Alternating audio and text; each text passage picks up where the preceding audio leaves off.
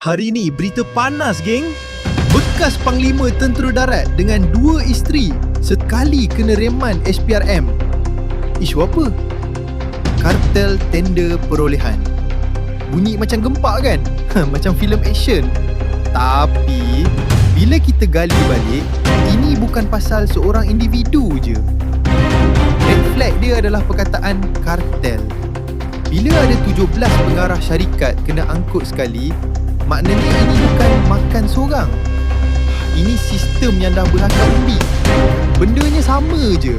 Projek pertahanan, duit rakyat, tapi yang kaya kroni.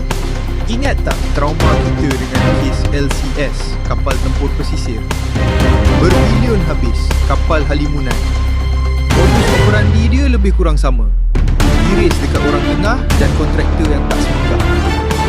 Dalam kes 2026 ni, laporan kata ada cubaan larikan wang tunai 2.4 juta ringgit. Gila tak gila? Dan SPRM dah sita 6 account bank. Ini bukan spekulasi bang. Ini fakta siasatan yang keluar dekat sidang harian dan bernama. Bila pertahanan negara pun dijadikan dukuk buat duit, keselamatan kita ni siapa yang jaga sebenarnya? Sejarah tak menipu.